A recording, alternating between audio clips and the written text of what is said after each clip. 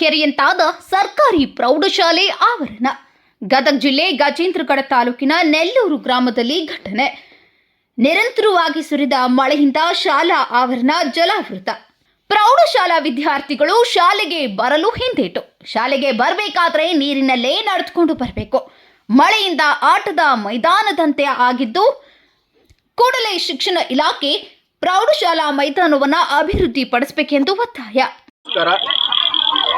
ಗದಗ ಜಿಲ್ಲೆ ಗಜೇಂದ್ರಗಡ ತಾಲೂಕಿನ ನೆಲ್ಲೂರು ಗ್ರಾಮದ RMS ಸ್ಕೂಲ್ ರೀ. ಇದು ಹೈಸ್ಕೂಲು. ಇದು ಮಳೆ ನಿನ್ನೆ ರಾತ್ರಿ ಇವತ್ತು ಮುಂಜಾನೆ ಮಳೆ ಆದ ಕಾರಣಕ್ಕೆ ಈ ಥರ ನೀರು ನಿಂತಿದೆ. ಪ್ರತಿ ಸಾರಿ ದಿನಾಲೂ ಮಳೆ ಆದರೆ ಇದೇ ಥರ ಬರುತ್ತೆ. ಮೇಲಧಿಕಾರಿಗಳು ಯಾವುದೇ ರೀತಿಯಲ್ಲಿದ್ದರೆ ಇದನ್ನು ಸ್ಪಂದನೆ ಮಾಡಿಲ್ಲ. ಅಲ್ಲಿ ತೋರಿಸಿ ಈ ಹೈಸ್ಕೂಲ್ ಶಾಲೆಯ ಉಪಾಧ್ಯಾಯರು ಹಾಗೂ ಅಧ್ಯಕ್ಷರು ಹಾಗೂ ಮೆಂಬರ್ಗಳು ಅಲ್ಲಿ ನಿಂತಿದ್ದಾರೆ. ಯಾವುದೇ ಮೇಲಧಿಕಾರಿಗಳು ಈ ಶಾಲೆಯ ಇದಕ್ಕಾಗಿ ಯಾರೂ ಬಂದಿಲ್ಲ. ದಯವಿಟ್ಟು ತಹಸೀಲ್ದಾರರು ಮತ್ತು DC ಅವರಿಗೆ ಸ್ವಲ್ಪ ನೋಡಿ, ನಿಮ್ಮ ಮಕ್ಕಳಾದರೂ ಒಂದೇ ಬಡವ್ರ ಮಕ್ಕಳು ಓದಲಿಕ್ಕೆ ಬರುವಂಥ ಇದು ಶಾಲೆ ಹೌದು.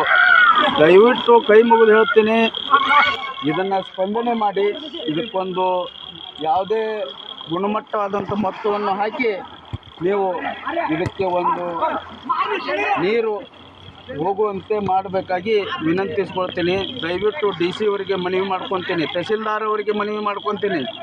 ದಯವಿಟ್ಟು ಇದನ್ನು ಸ್ಪಂದನೆ ಮಾಡಿ ಇಲ್ಲಿ ಬರಬೇಕು ನೀವು. ಇವತ್ತು ಸ್ಕೂಲ್ ಬಂದಾಗಿದೆ, ಶನಿವಾರ, ಇವತ್ತು ಸ್ಕೂಲ್ ಬಂದಾಗಿದೆ. ದಯವಿಟ್ಟು ಬಂದು ಇದನ್ನು ಸ್ಪಂದನೆ ಮಾಡಿ ಇದಕ್ಕೆ ಯಾವ ಮೊತ್ತಕ್ಕೆ ಇದು ನೀರು ಹೊರಗೆ ಕಳಿಸ್ಬೇಕು, ಇದಕ್ಕೆ ಇದು ಕಳಿಸ್ಬೇಕು.